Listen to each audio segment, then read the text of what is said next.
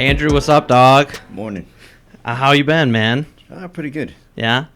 Welcome to Minnesota Well Done. I'm Christos, and I have one of my good friends, Andrew Vuong, who's sous chefing it up right now, right? Yeah. Yeah, he's sous chefing it up at French Meadow in Minneapolis, correct? Yeah. It's where I cut my teeth. Yeah.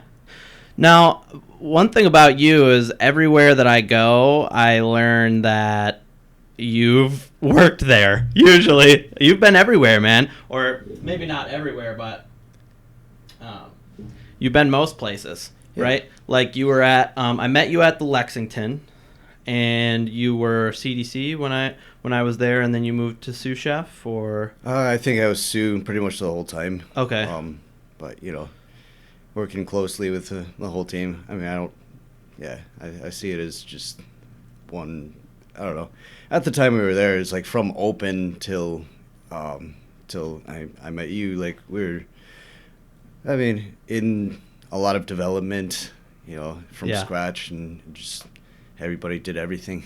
yeah, that's a huge thing about the Lex is that it was a very large team, right? So like if I was CDC at some 6-person kitchen, in Minneapolis, it would be a very different responsibility than even a sous chef at the Lexington. And I'm not, I like the aspect of a hierarchy, right? I think that it's important to, the system of a kitchen, but I really like the way that you operated, where you clearly had that team mindset, and it was about even the newest person, who at the time was me, was very important to the inner workings of everything. So you worked at the Lexington, and you also, so the last job that I had, I was at Public, and you were at Public for a while, right? Yeah. Yes. And so I think that even when I got in there, a lot of your recipes were still, I don't know if they were still in use, but you had a great influence on that menu. Yeah, it's possible. I think the food changed after Justin Sutherland arrived, but I liked that place a lot. It's a very beautiful space, and good equipment. I think it had the potential to and it did a lot of great things. The busiest night I experienced there was during the Blues Fest in Mears Park, and I think we had like 700 dinner covers. Wow, dude. Just for dinner? Yeah, just for dinner. Oh, man. That's, for anybody who's not in the business, that's a lot to do over dinner. That's over maybe a 4-hour period? Yeah. 700 covers. Holy crap. Yeah, we never did numbers like that. Yeah, it was crazy. Tears were shed, but we powered through. Yeah. Well, it's great to have you on, man. It's great to have you on. When I met you at the Lexington, we kind of gravitated towards each other just by I think that our outlooks on food and on life are fairly similar. You know what I mean?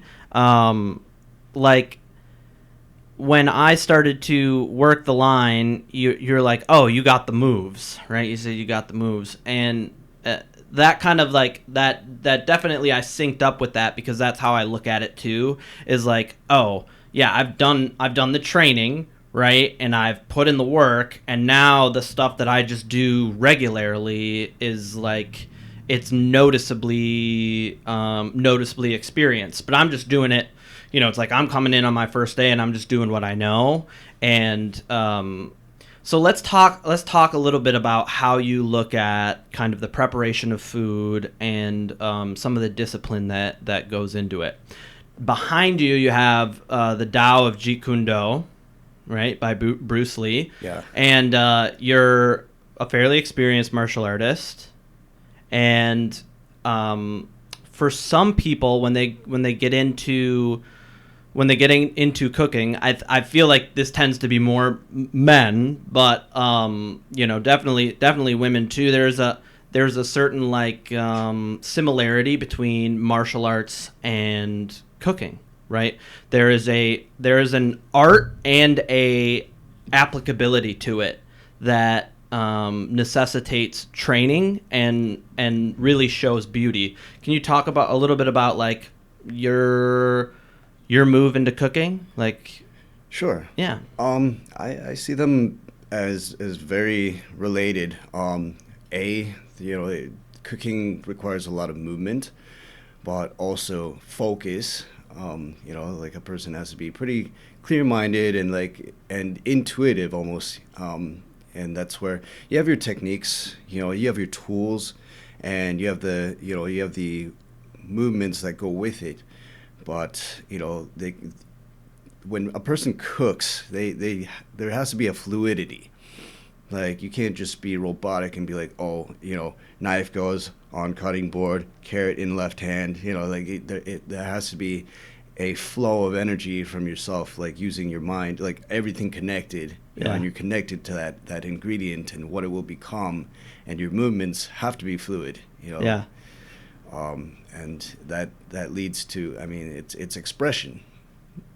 Wow, that's really that we're starting the episode off super profound, because I fully agree. And it's like, we went out and we shot arrows the other day, and that's kind of like a distilled version of that, right? Where your motion has to be fluid, and the longer that you hold that bow, the more that your mind gets into it, and the more mechanical it becomes, and the less accurate you become, right? And there is definitely a balance between getting the moves down and then dancing. Right. Like, that's I really think that's what you were talking about when you were talking about the moves, right? Like, that it wasn't that my cuts were good. It's that when I walked to the line, and then it's like I hit it in the spatula, and then I had all my if I think I was on like a burger station, all the patties were in a row, and then flip them in succession, and there was a rhythm to it. Yes. Right, and that's very important, especially in a kitchen like the Lexington, right, where you have this huge kitchen and you have tickets going off, and your timing has to be right. And I think it's really important for people who are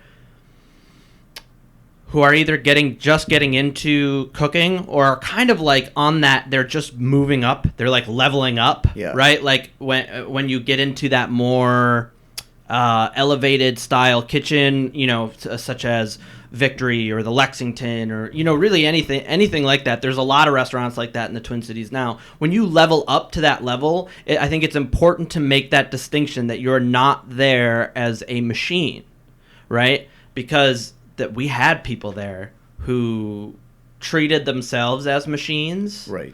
And you could see it in the content of the food. But there's exactly, because food is a living thing, and like it, in the way that it starts off very cerebral. Like, when you learn the technique and the science, yes, everything will work according to science, but then for it to reach the characteristics that you're looking for, like, you really have to be in tune with it, like in harmony. Like when you're building a sauce and like watching it pull together, like it comes by feel. Yeah.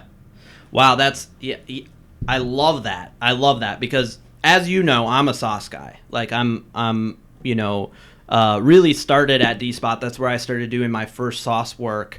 And I remember the first time I saw my roux bloom, and like, it was one of those things where I was still pretty young when I was doing it, and I definitely had a more like a cerebral approach to everything. Like, how is it working scientifically, and yada yada yada. I could go. I wanted to know the science, right? Which, like you said, is important. But what Darren did is he was like, shut the fuck up. Right, and watch the roux, right, and then I saw the change. When a roux finally blooms and it becomes like one layer, and it's like waving. I'll never forget that in my whole life. I'll never forget that. And then I think that the application of that kind of cooking is important throughout the entire day, right, on every sauce that you ever do. And it's just so constant. Like when you're doing when you're doing a deglaze, right? There's a certain time when you want to do the deglaze. Everything's been caramelized, and you have this nice what's it called, a ronde, a nice ronde on the bottom of the pan, and then you hit it with whatever you're deglazing it, right? And I especially like to do that with with wine or with vinegar because it's a little bit more expressive, right. Honestly, and you see that change happen instantly, and the second that it happens that it's going to be delicious. So I love that you talk about that food is a living thing. You're also working with people, right? So you have a very interesting way of leading, and also what's it called when you actually do it. You have an interesting way of leading and executing, right? Your execution is phenomenal, and you just kind of do it by doing it. Does that make sense? Yeah, you can't overthink, and it's because everything's adjustable. There's like, you limit yourself by being, oh, that needs to be there all the time. It's like, okay, I'll try it over there, and it seems to work, but is there another way to shift it? And I think I watched your episode with Aaron, and you guys were talking about how, like, you set up the stations of, about like keeping pans on the back burners or in the oven, like, and everybody's different. Everybody has a different body type, the way they reach for stuff. They're, like, it's to each station for each player, everybody has a different setup, and no one way is necessarily right. Yeah. It's just what's the best for the operator. But yeah, I mean, you can still achieve the same results, with different setups. But for me, like, it's as in martial arts, it's the fastest, method from point A to point B. And as a leader, like, I prefer to be like a fire support role. It's, if it truly is a team working as one body, like, if one station is starting to run out of supplies, and like, that person's busy, putting up dishes,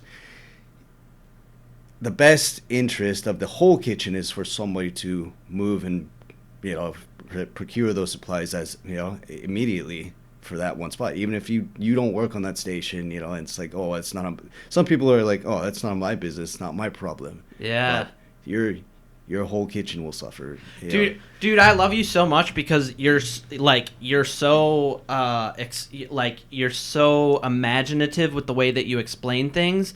But a fire support, that's exactly what you would do at the Lex. That is exactly what you would do at the Lex. Like, I would see you over on Diane's station, and then I'd see, you with your hat and your suspenders, you'd be like, over on my station, you'd be like, what do you need, chef? And you were quick, fast, fluid with everything.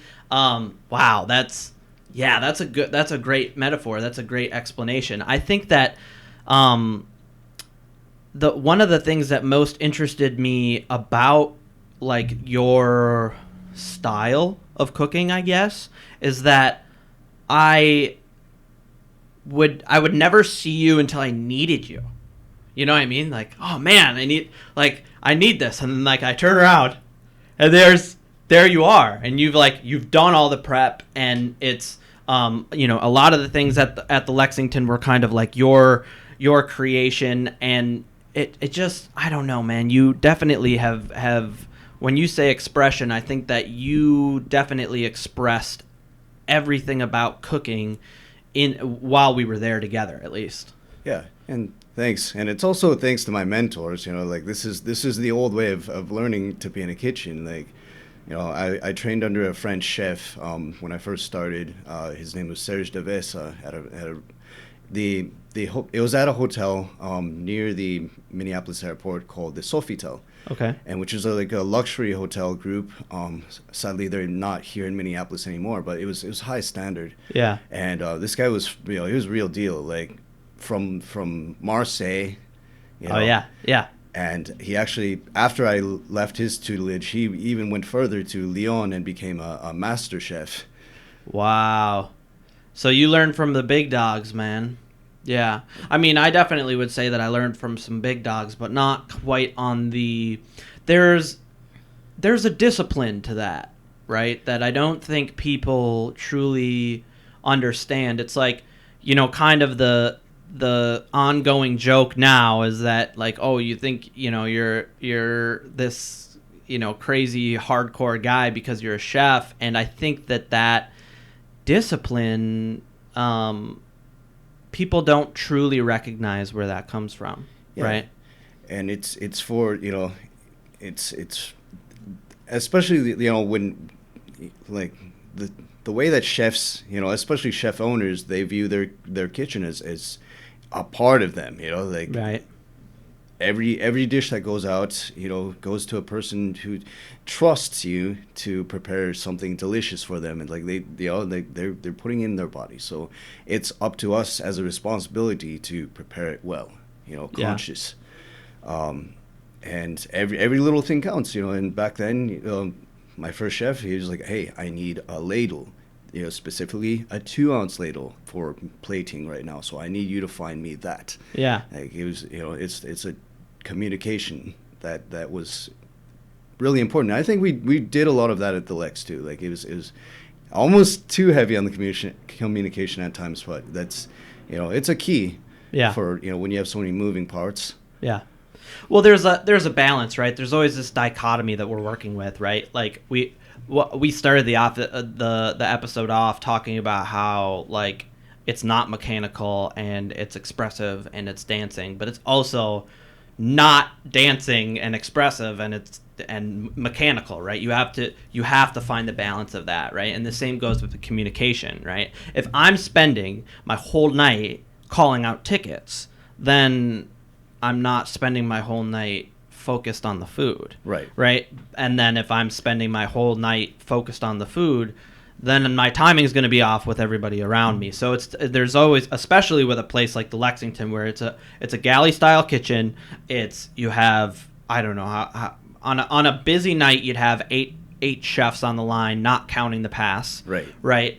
And to get all that linked up, it does take communication, but it also takes what we were talking about earlier of being in it, of feeling the flow, of, it's like, it got to a point where I had worked every station. So when a ticket came in, I knew how long those things took. Right. So I didn't need anybody else to tell me when they were going to, I'm going to have that steak in 8 minutes. Like, oh, no, I know, Doc. Yeah. And then I like, Jack, he's old school too, and he's all about the details. Even if that steak appeared on the pass, in 8 minutes, I mean, he's got hawk eyes. I mean, that guy can see the details and the quality, one cup of mashed potatoes, if it hits the pass and he doesn't see steam rising off it, he's like, hey, let's run it again. Yeah. No, that was something that I definitely caught from him, like just almost a reminder to be very detail oriented. It's not like this food going out in 20 minutes kind of like thought process is fairly new, right? Like, I'm not saying that places that do that, the quick food aren't food places, but it's like you can't have that mindset when you're working at a place like the Lexington. Right, you have to be okay with longer ticket times. Yeah, because like you said, if that potato isn't hot, right? Even the baked potatoes or even the ribs, if one thing is off, we have to. It adds a lot of time. Yeah. It's not like going to I don't want to compare it to something that's absolutely not like it. But let's even say like. Well, let's say the Gnome, right? I just talked with Aaron, and one of their big things right now is they're trying to keep it under 20-minute ticket times, especially with COVID. There's a lot of changes, right? The difference in the kind of cooking that they're doing is massive. Yeah. It's massive. So to harken back to the detail orientation, I think was a very important thing that Jack reminded me of, is that I don't. It's going to take another 5 minutes. Well, for one, fuck you, right, for not having it right, Yeah. But also, that's fine. Another 5 minutes is fine. Yeah, and each ingredient needs its personal love. Yeah. Like some things are fast, some things are slow. Yeah. Like grilled asparagus, extremely quick. Sauteed greens. Yeah. Like a cheese plate, very fast. Yeah. And it's just syncing up with the rest of it. Yeah. Yeah, that syncing up is like, I keep going back to something that Bruce Lee says, and it's actually one of his most famous quotes, so it's not like I'm, digging too deep, but where he says, be like water, right? Like that is very much what that kitchen was like. Yeah. Definitely. And most kitchens, well, no, that's how all kitchens are, right? And you have a different container, you need to be different, right? And it's so important. So important, especially when people are spending, over $100 on a plate. Right. Right. Not to always bring it back to money, but that it's just like that plate is valuable. We're not just throwing something together so somebody can go back out to the steel mine and have nutrients, right? That's not what we're doing. And that's where it requires skilled operation. Yeah. Yeah. Now, one thing that I keep bringing up with you, and maybe I'm just being a little, whiny pants about it, but it's like, if that skilled operation is necessary, right? Don't you believe that there should be that they should be paid well? Yeah, I do agree with, the situation of money is in all kitchens. It is I don't know. It's a long paradox. Yeah. Even nowadays, I know servers. They can still work 5-hour shifts and make like maybe $200, $300. And it's not necessarily grueling labor. Like they have more risk nowadays with COVID, but Yeah. as compared to like the tasks in a single day, it's the cooks really do go through the ringer. Yeah. And yeah, I feel like at the moment, I guess the pay has increased a little bit because of the high demand. A lot of people have left the industry. Yeah. But it is not a very good paying job. And the old glory of being a chef, or like the things that people used to wear as almost a medal of honor, was to we don't do this for money, we are artists. Yeah. Well, okay, here's my argument against that, right? So what we just talked about is we weren't artists, right? We're skilled laborers. Yeah. Right? It takes skill, and it takes time and money that is invested into it to get to the level that we were at, right? And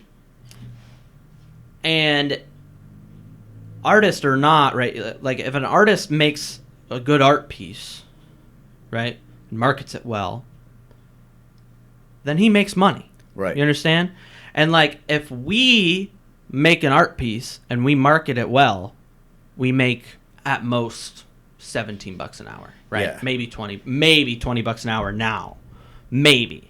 And it's like then you can go and do hard labor somewhere else and put your foot in the door and make $25 an hour. Right. Yeah, I've been browsing the job market just to see what it looks like lately, and an entry level delivery driver for say FedEx or UPS is probably like 25 to 27 an hour with benefits. Yeah.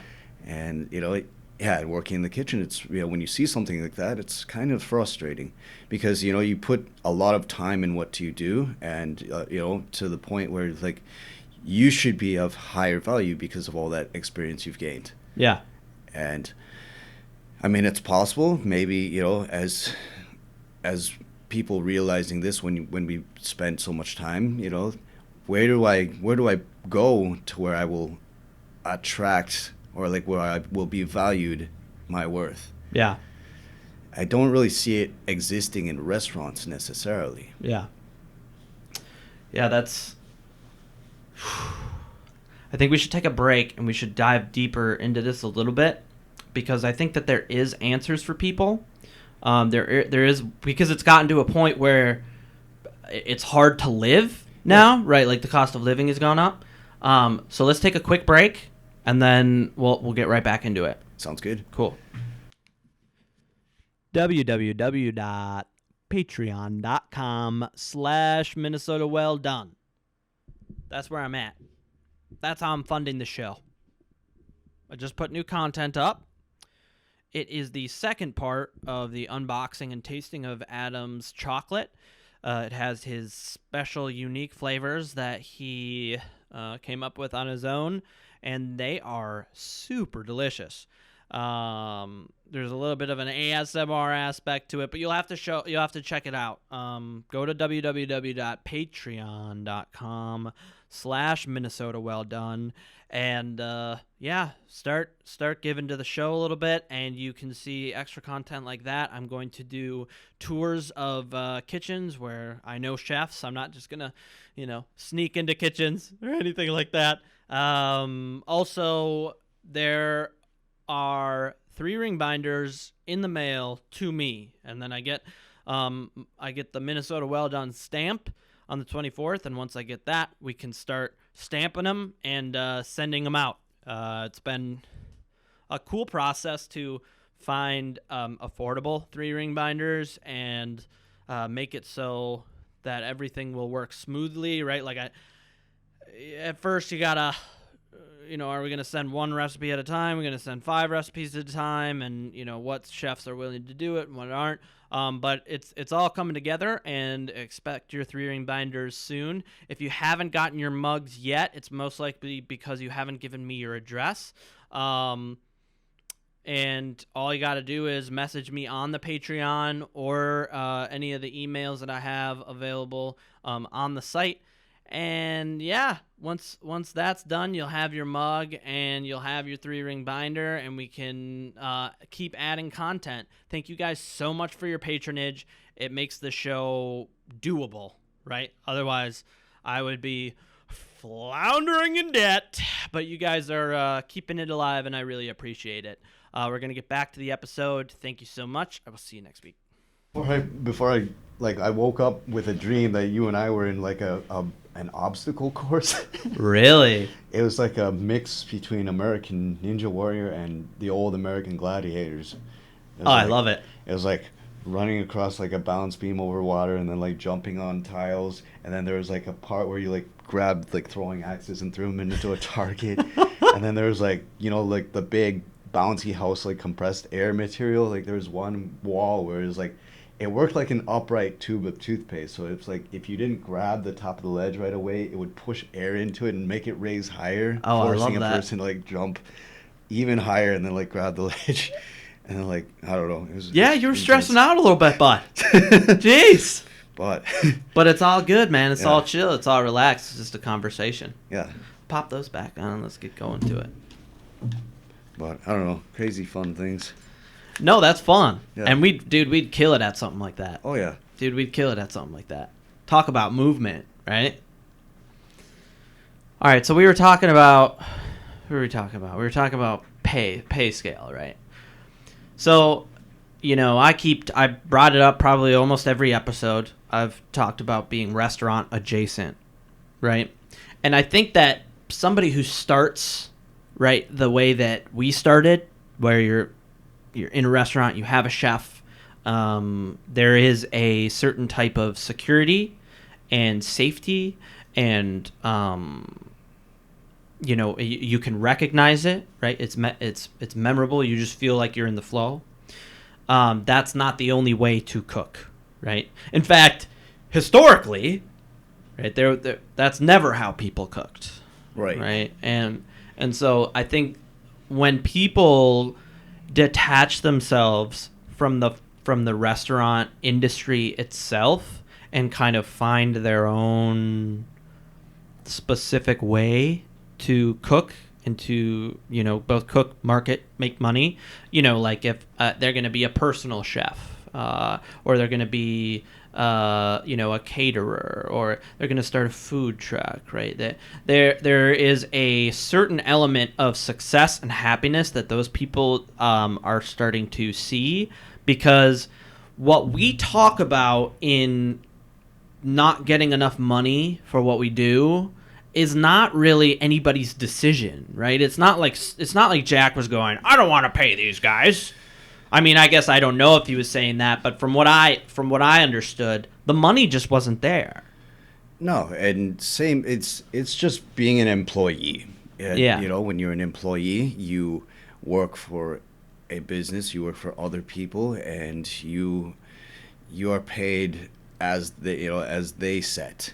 Right. And even if you reach the top of the chain, you can become an executive chef, but you're not the owner of the restaurant. You're still capped, by unless there's bonuses by making phenomenal sales. Yeah. But we don't see that really happening these days. Let's dive into these days, right? The reason that, because it's like, this is something that I don't think a lot of people really understand, is how connected to the health of the economy restaurants are, right? Like, when I go into was it you? I think it was you who was talking about it. It might have been Frenchie, but they were talking about how having a good baker and having a good pastry person, there's no money in it anymore. Nobody really buys desserts anymore after 2008, right? After the housing crisis, after the bubble popped, people would go and they would eat, and then you'd be like, well, do you want dessert? And they'd be like, I'm not going to spend another $12 on something that isn't actually giving me sustenance, right? Yeah. Especially when I can go to McDonald's and get a 99-cent ice cream cone if I just want a sugar blast, So how is that how you see it as well? Like, you see people having more money, and then the restaurant being able to respond to that just simply because they're willing to spend more money? Well, I think nowadays people, even if they have money to spend, and have the ability to go out and enjoy themselves and have a meal, they're not necessarily looking for those $35 plates or higher. Right. I don't really foresee a plate being more than $25 in this time. It's because it's now about the necessity of food as compared to like having luxury. Yeah. Well, yeah, okay, yeah. So it used to be a luxury, and now yeah, that's interesting. It is very much more about the necessity of food, and I even see that now that I think, you bring that up, I think about it. I think about what I see on people's Instagrams and what's on their Facebook, and it's much more of like, we're feeding the community, or we're trying to get out. It's not this, I don't know what it was 6 years ago, where it's like, I did this sauce on this, and there's like glitter behind it, and there's gold flowers on the cake, and it's like, that has just it's really died out, at least in the public eye, man. And I kind of like that, right? Because that's what food is, though. Yeah, no frills. I mean, yeah. At the end of the day, or like when you're having a meal, it's you're putting in your body. Yeah. And you can still make it look beautiful, but do you need gold foil? Not really. Yeah. Yeah. No, you definitely don't. In fact, I think that takes away from the dish when you add something like gold foil, right? I talked with Christina a little bit about it, and about how, not about gold foil, but we talked about how love is really the lord of the kitchen, right? Like the Greeks say chaos is the lord of the battlefield. You could say that Aphrodite is the lord of the kitchen. It's about giving to people, and once you lose that, the food becomes noticeably worse. Yeah.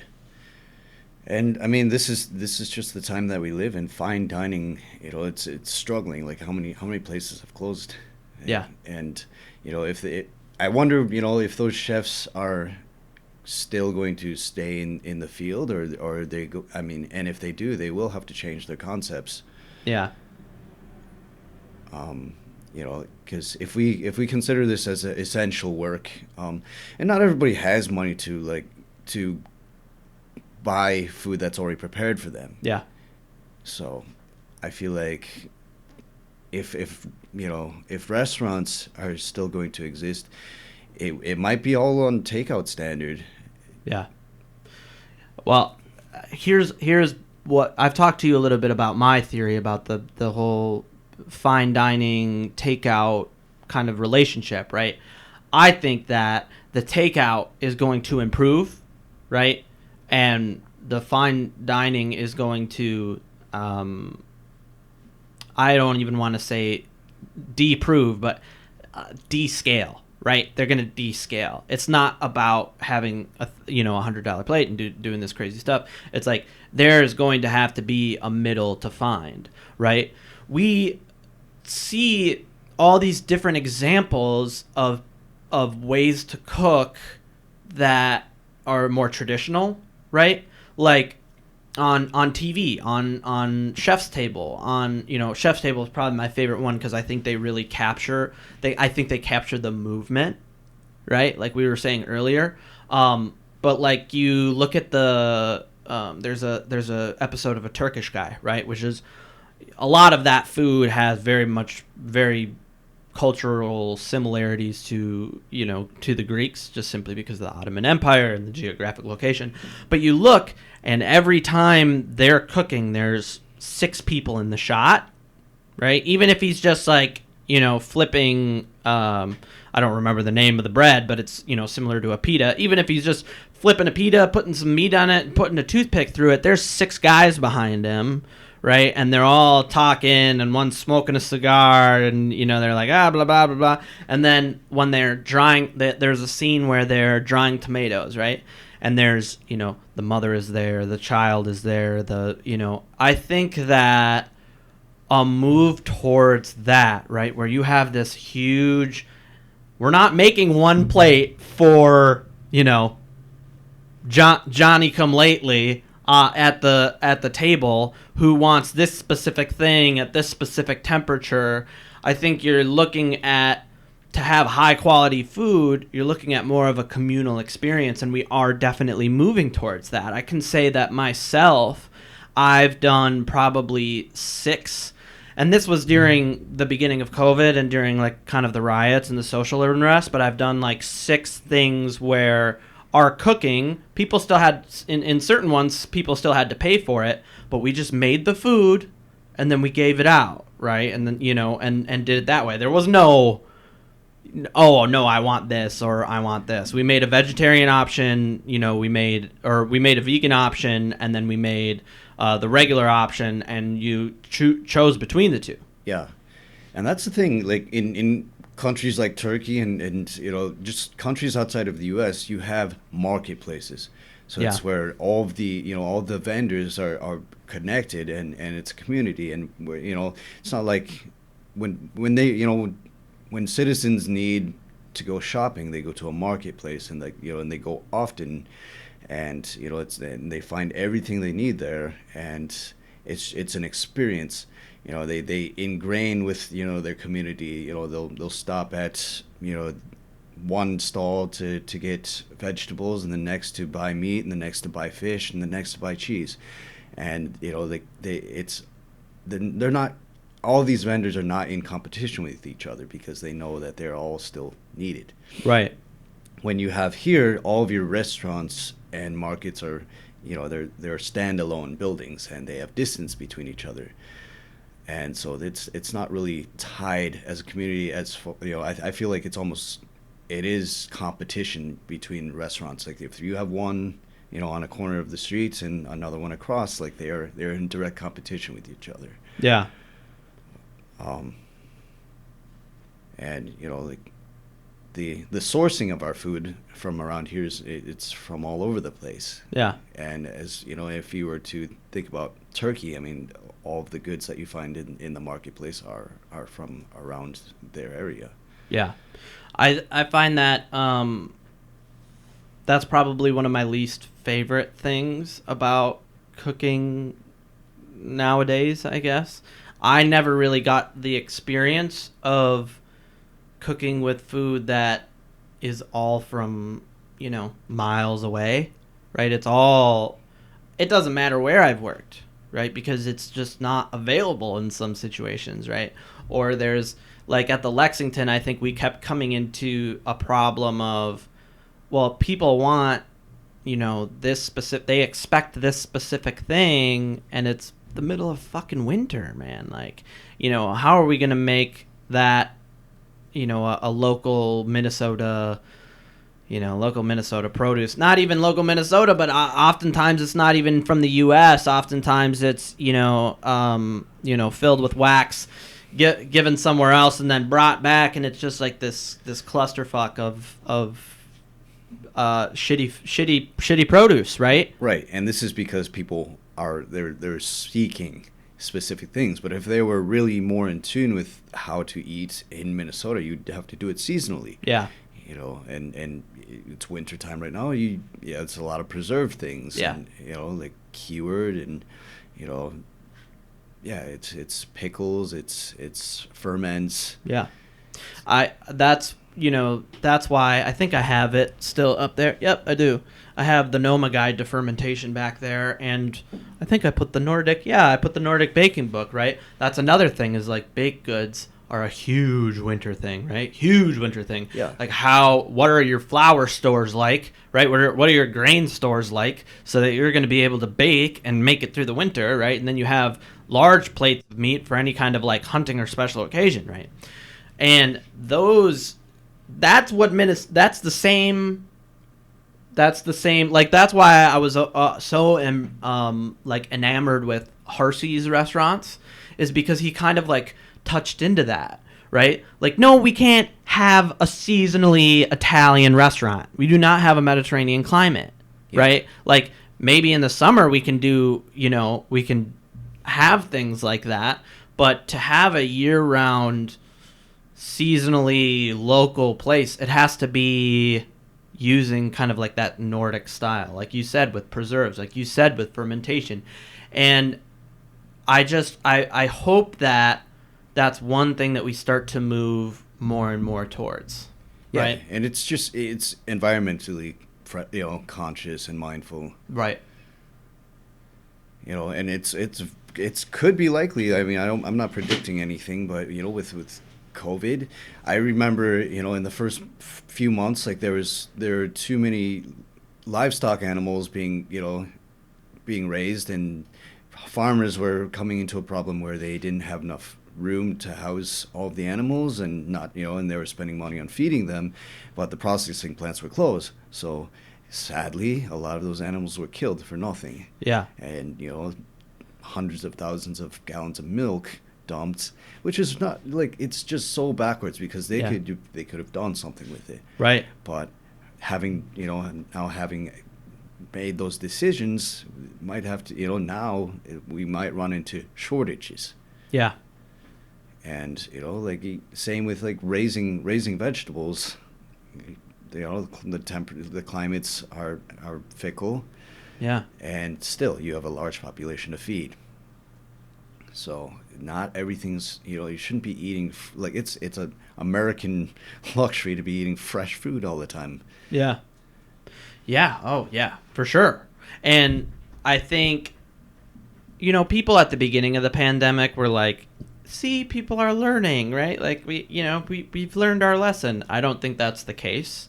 I do, however, see now that I've gone to, because like I'm going to school specifically to, I wouldn't call it for permaculture, right? But along those lines, right? Specifically, I'm going for like rhizospheric interactions between, plant roots and the mycelium and the mycorrhizae in the soil.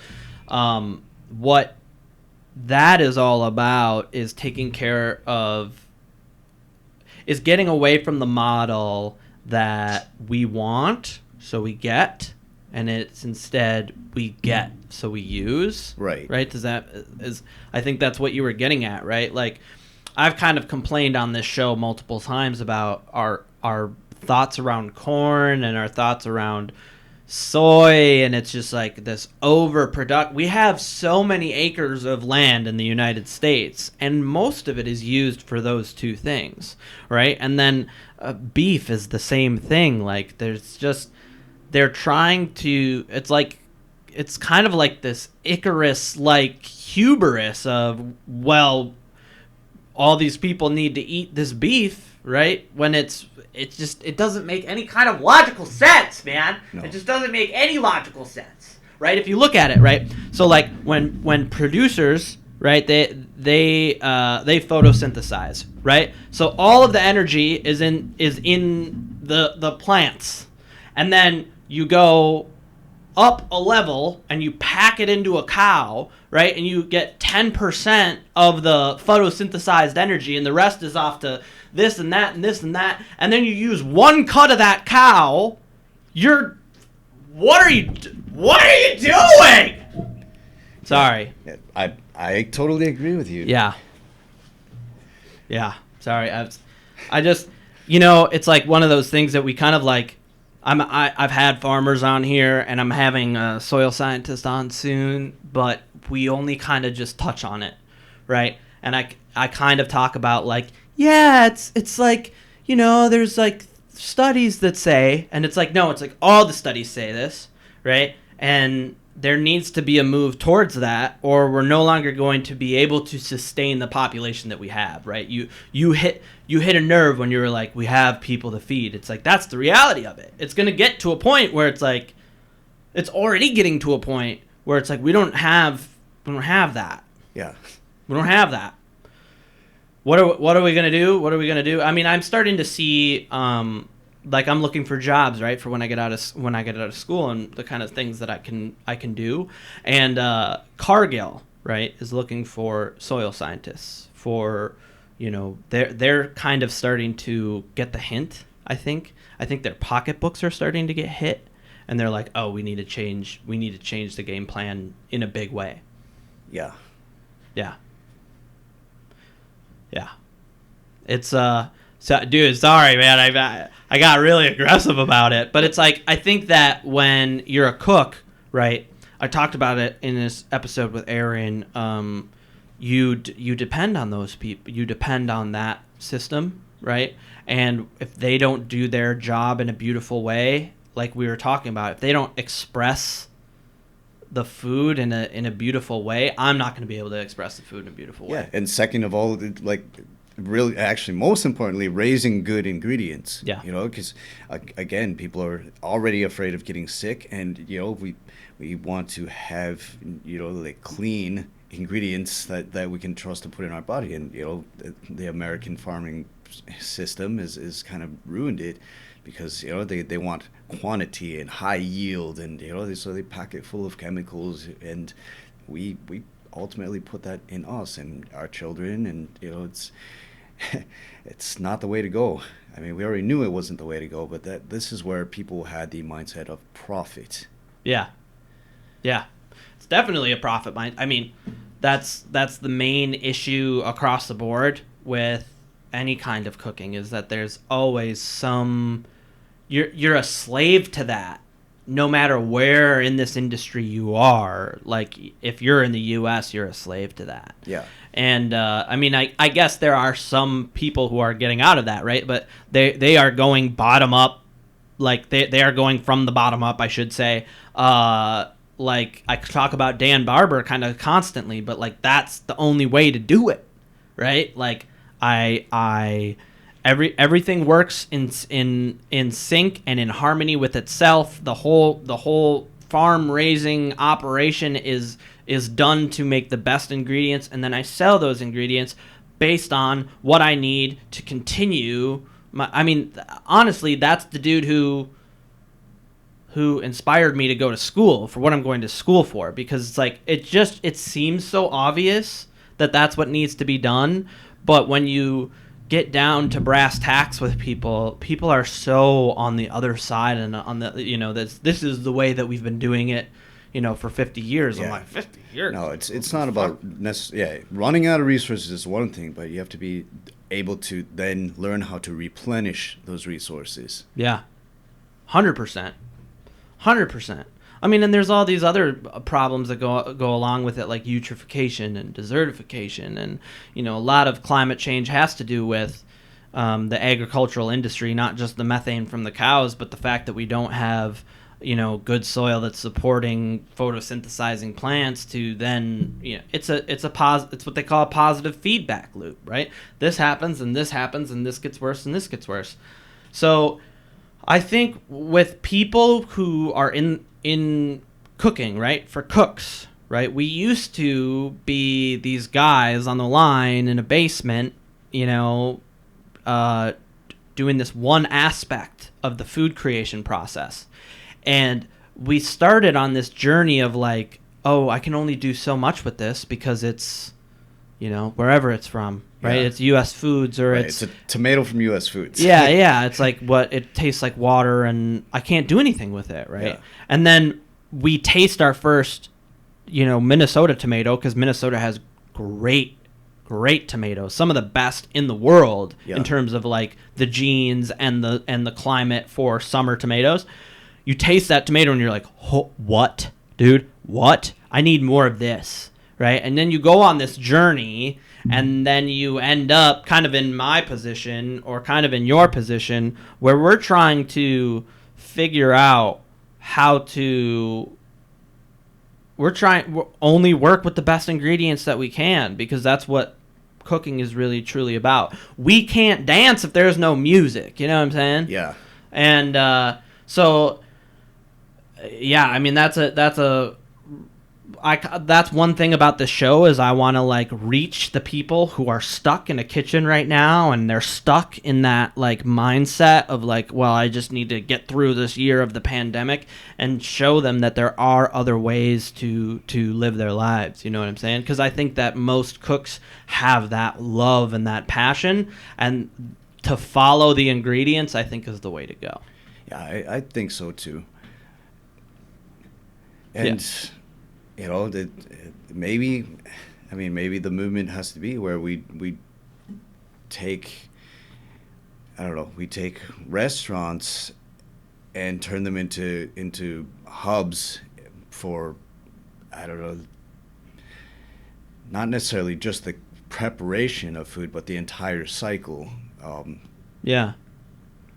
Go into that. What do you mean the entire cycle? So, French Meadow, I've been talking with the chef a little bit, and he says that there's space in the building of which he is currently kind of working on an idea of like building aquaponics. Yeah. And growing ingredients in there, because essentially a city is a food desert. Yeah. Everything comes from outside. Like there's no fertile soil per se inside downtown Minneapolis to St. Paul. Right. So you would have to create an environment to be able to grow something. Yeah. I think he's onto something with that. I know there are other countries in the world which they do a lot of like greenhousing or rooftop things, and that's good for if you have sunshine and warm temperature all year round. But then to supplement for here when we have our winter, you have to do things indoors. Yeah. But I think it's a good idea. I think that's a great idea, and I think that what will probably end up happening is that idea hybrids with a lot of the stuff that's going on due to COVID, and a lot of the stuff that's going on, especially in Minneapolis, due to civil unrest, right? Where we have these conglomerations of different restaurants starting to become a community, and starting to kind of like, oh, you need a chef here. Okay, well, I got to cook here, right? You see it a lot on Grand Avenue right now. Oh, you need this, that, and this and that. Okay, I'll call, it's like Justin is really good at doing that and networking people. And then you add that, like, oh, we have it all here. Oh yeah, I mean I think that's a great idea, and I hope that he finds at least some success with that. Yeah. Let's take a quick break, and we can get right back into it on this subject, ideas for the future, because I don't want to be kind of like a doom and gloom podcast ever. Yeah. Right? I don't think that we're doomed. I just think that we kind of we have to start thinking outside of the box because we're kind of like late to the game, right? Yeah, and if sustainability is the catchword, for the future, it's about those moves. Yeah. All right, let's take a break. Get right back into it. Okay. Yeah, man. So here's the thing. This isn't even brainstorming. You know what I mean? This is what. I think this is what a lot of chefs are doing right now, is they're trying to figure out, where do I fit into this new sustainable model, right? So I keep bringing up Carla Mertz, right? She did Iron Shoe Farms, and she had a bunch of chefs out there multiple times throughout the summer and then once in the fall for harvest. And they would use all ingredients from that county, right? So it would be either from her farm or from a farm down the road, or, and at the same time, she was employing 17 chefs for the day. Yeah.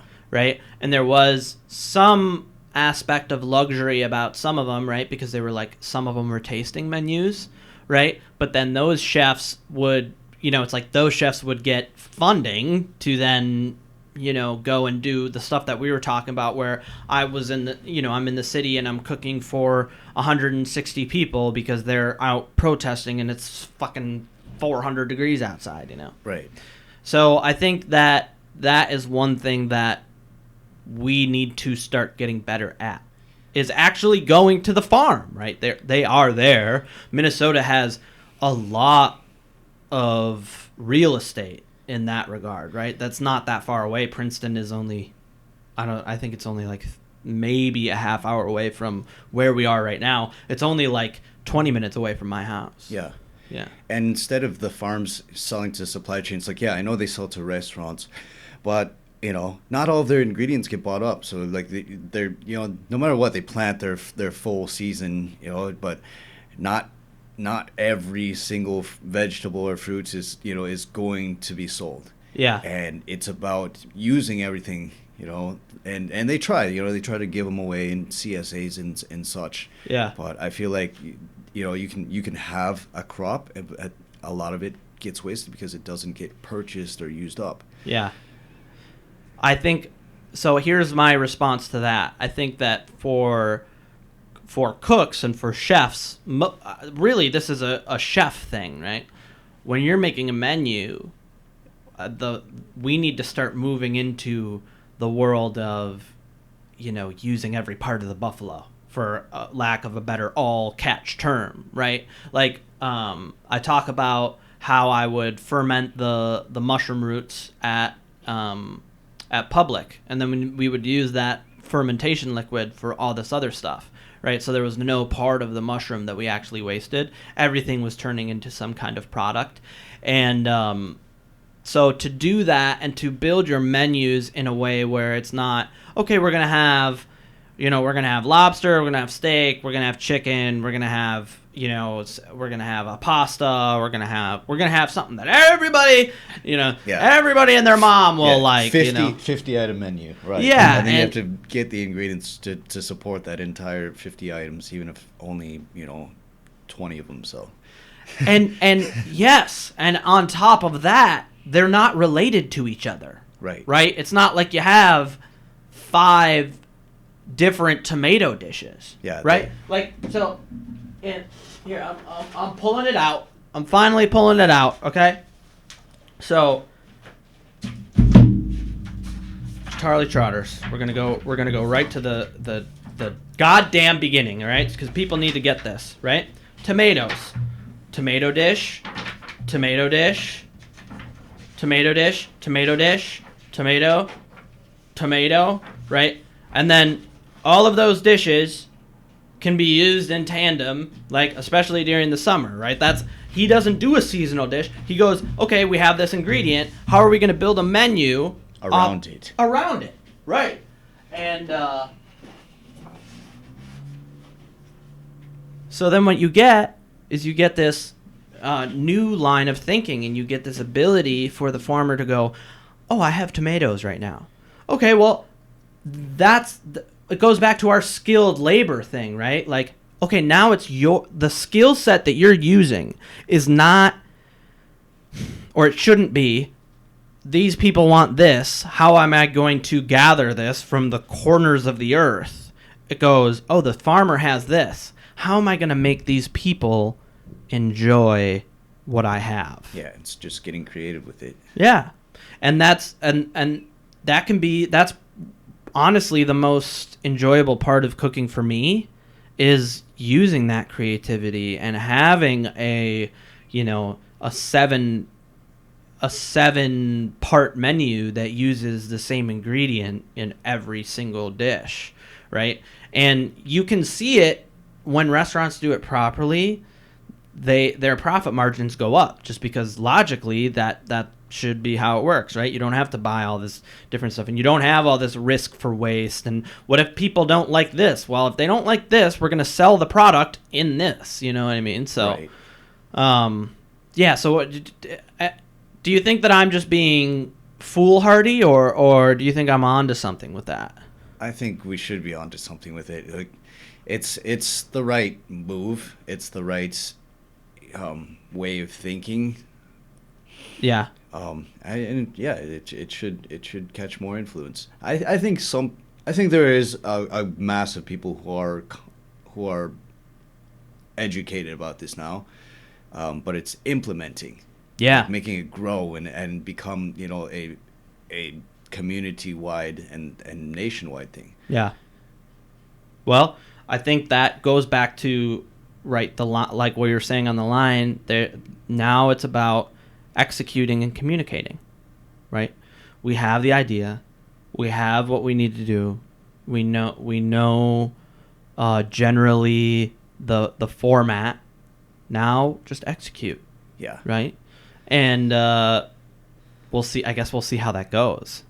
Well, honestly, okay. Can we talk about your juice idea? Sure. A little bit. So let's get into the juice idea, right? And then we'll call it a day for the show, and hopefully I can have you back on again. Yeah, I'd be happy to come back. All right, sweet. Let's talk about juice. Okay, so after some contemplation, and so in the beginning of the year, I was working as an executive chef for the Bad Waitress in Northeast, and the whole reason why I was there was to reconcept it to be a kind of upscale restaurant, upscale casual, and they had me as the executive chef, and I drew out a menu and everything, and they had consultants, and we're almost live. Yeah. And then COVID hit, and this turned into me being furloughed, and then they were taken over by Morrissey Hospitality Group, and while I was furloughed, they decided to hire or transfer one of their people from one of the restaurants that they had lost into my position. Wow. And it's just like, I didn't expect that at all. I thought, like, I put a lot of effort into that. Yeah. But I'm just like, wow, this is restaurants. And it turns out a few months later, I start working again at French Meadow just to have some form of income. Right. But I also hear, from somebody who was working there, that one day they had laid off everybody at that central Northeast location. I don't think it did. I'm not sure exactly, but I don't think they succeeded in their project. Right. Because times have changed, and people aren't going out as much. Yeah. Even with your 50% capacity, you're really, it's a much bigger risk to sustain a business like that. Right. I'm lucky that French Meadow has 35 years of established, business Yeah. And they have a lot of regular customers, and they've been in touch with every single delivery service out there, but still their numbers are diminished. Right. And this took me down a path of thinking, you know what? All like nobody needs a $12 avocado toast. Yeah. Like, Yeah. You don't need that. Yeah. You can buy, 3 avocados, a loaf of bread, and everything else for that $12. So I'm thinking, you know what? I'm not feeding people who are hungry. I'm feeding people who have extra money to go out and buy these things and have it even delivered to them. Like, they don't have to, and it's not as big of an impact as I would like to make as a person who understands, production of food. So my juice idea came about, and I'm working on making a bottled raw cold pressed juice that it's just packed full of nutrition. Yeah. And I want it available to everybody. Yeah. So like just good healthy stuff that because it's hard for a person to eat several servings of the fruits and vegetables you need per day. Like, it takes to buy each one separately, Right. and then to cook it all, and then like eat them all. It takes time. It takes a lot of bites. Yeah. And so I think I want to make it a 16-ounce bottle of juice. And the name we came out with it is kind of cute. It's called Heartbeat. Yeah. Oh, I love that. Okay. So beets are one of the ingredients. Beets are full of antioxidants. They also carry nitric oxide, which increases the oxygen in the bloodstream, so giving a person more energy, more stamina. And then the other ingredients I want to include are baby kale, blueberries, lemons, ginger, and what else? Spearmint. Oh, yeah. And then agave is the sweetener. Okay. But yeah, I just want one. Oh, and also carrots. So, but I just want this bottled juice to be able to reach any corner it can, for people to just have like this nutrient dense drink that's easy to take with them, and feel good about drinking. Gives them energy, gives them maybe boost their immune system, just better life overall. And I love that. And so you're planning on it not being a luxury priced item, is what it sounds like to me, right? Correct. And you're going to do that by having as much control over the production of each ingredient as you can. Yeah. And so far, I'm still working out the details, but I know beets and carrots and kale can be grown readily around here, and they're hardy. Yeah. I didn't grow kale this year, but I did beets and carrots, and they turn out great in Minnesota soil, especially if it's not if you have I don't know, they get great in Minnesota soil. And as well, I had people who are gardening next to me who grew a lot of kale, right? Same with the spearmint. I know a woman who she had too much spearmint, right? Yeah. Growing in her backyard. It was pretty great. Yeah, and it might be hard to procure blueberries and spearmint and lemons year round, but like I will be able to at least ethically source them. Yeah.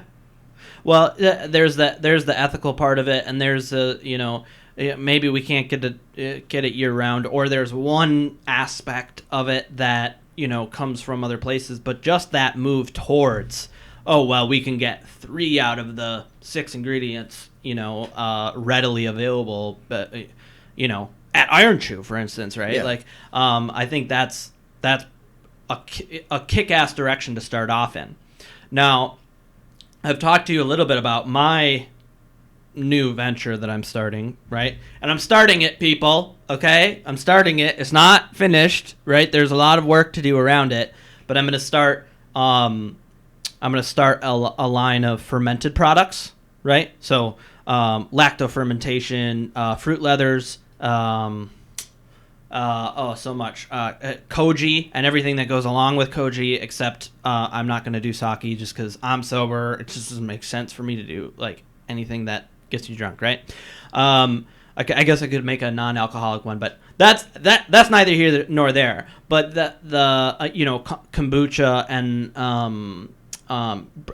sourdough starters as well, right? And there's like a huge array of things that I could actually do, but basically I'm going to build a koji box, right, and do koji, and then I'm going to build a lacto fermentation chamber and do lacto ferments, right, and then do large scale kombucha with I have a couple ideas for Mother, but to add that into your winter plan, right? Some kind of fermentation product. Yeah, obviously you don't have to buy it from me, but there's other people who are doing it, right? Yeah. That can further the sustainability aspect, make it cheaper for you, and therefore make it cheaper for the people who are, who you want to affect. Because I see it, I hear it in your voice when you say it.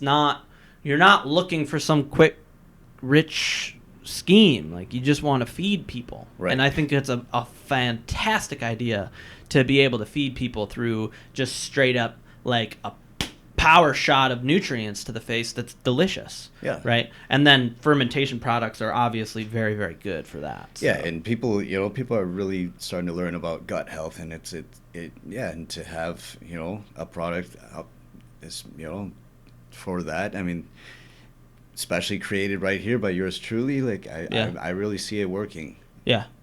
I'm super excited about it. Well, I'm excited about a lot of stuff that we talked about on this episode. I'm excited about your juice, right? Heartbeat. Keep your ear to the ground, because I will definitely. I mean, I don't know if you saw what I did with Adam's chocolate, but I shouted it from the rooftops because if I can get behind a product, right? I'm a cook in Minnesota, so I've spent my whole life not being behind products, and now there's products I can get behind. Heartbeat, right? Yeah. Where are you at in the process, if you don't mind me asking, if you don't mind me putting it out there? Where I'm at in the process is so far just starting the LLC and having an account to run from, and then the next step is developing the formula. I've already got it pretty much worked out, but like I need to purchase a cold press juicer and get it dialed in, just completely dialed in before really full production. It's exciting. Yeah, it's super exciting. It's super exciting. I love it. So there's that. The juice I love. Fermented products I love. But I also like that we brought up aquaponics. And I'm going to have next week Friday, I'm having R&R mushroom cultivators on. And they grow their mushrooms in blocks. Yeah. Right? And so it's like there are all these ways to modernly adapt to this agricultural crisis that we're kind of like coming up to, especially in the city. Yeah, think about all the empty spaces there are. Like we could turn them into like food growing facilities. Yeah, we totally could. I mean, I was talking about it with you that I could do the ferments out of a place in here, right? Because obviously there's a lot of regulation around that kind of stuff, and I wouldn't want to do that from my house, but there's plenty of buildings like this. Yeah. Right? And like you said, where French Meadow has this set up with a building like that, it's like there's I talked to Adam Hurt last week, and I don't think you don't know him, but he does chocolate, right? And he talked about it. I didn't know that he had done this, but when he started his actual business, the chocolate business, it was because the people he partnered with wanted a bunch of chocolate. And he's like, I'll tell you what, if you provide the equipment and the facility, I'll make the chocolate for you. Yeah. Right? And they're like, oh, okay, we have the money and we think that it's a profit-making thing, and he just set it up. And it's not this huge factory. If you guys watch the episode, there's a little bit tour of the kind of tools that he uses. But they facilitated everything, and he's created this business off of it, and he makes phenomenal products out of it. And I think that's a great example of just it was a coffee shop, but now it's all these other different things because these people have partnered and kind of tapped into that community aspect we were talking about earlier. Yeah. Yeah.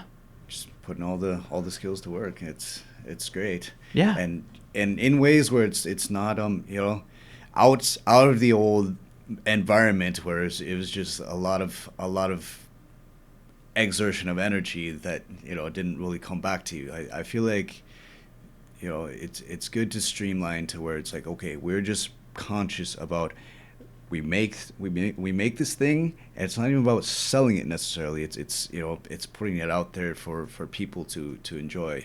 Yeah. Oh, I love that. And you're right. It's that is what the old world was constant output for. It was all about output. It was all about yield. It was all about get as much of it out there as possible and then worry about quality. Yeah, because we're living beings. We always need to eat. Yeah. It's never going to go away. Yeah. Yeah. And I think we started to... What happened in the restaurants is you're trying to match this output, and the people who are paying for that output were the cooks. Yeah. Right? It goes back down to that pay scale, right? Like, because you brought up salaried employees. Oftentimes, the salaried employees, if you broke down the math for what they were doing hourly, they were making less than the $14 an hour people. Like maybe they were making $45,000 a year, but right. But if you counted to 60-hour weeks, yeah, or more, right? Often more, right? I mean there were times where I would go in to the Lexington at 8 a.m. and leave at midnight, and Christina had been there since before I had gotten there and was there rolling pasta when I left. Yeah. And so I think those were the people who were paying for it, and now everybody's starting to like get hit by that paying for it, and so they're like, okay, something needs to change, and I think we're starting to see a change. Yeah. Dude, what a great episode. This is what I want the show to be like every time. Good conversation, good subjects, and I think that we've hit some positive adaptations that we can do in the future, and thank you so much for coming on. Yeah, thanks for having me. Yeah, Andrew Vuong, everybody. I will see y'all next week. Thank you.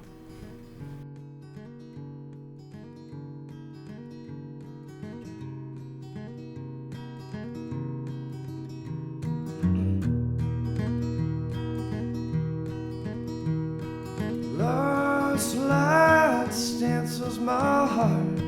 Lovers remember my old home sun burning of my memory.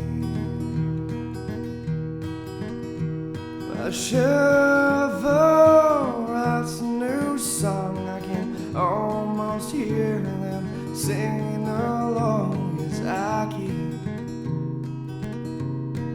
digging away. Her love rubbed me raw, methamphetamine, alcohol, if only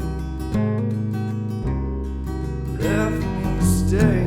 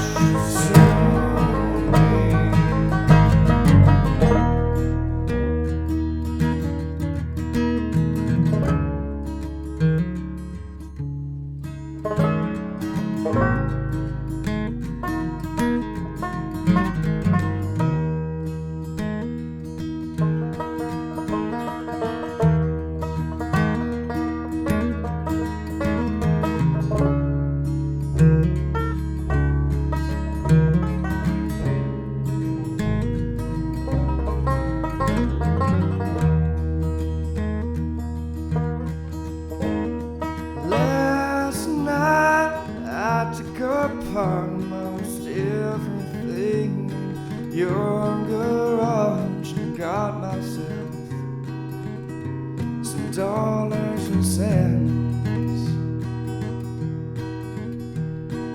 Taking off to St. Paul, and I will surely spend it all on Hope Street, the last house on the block.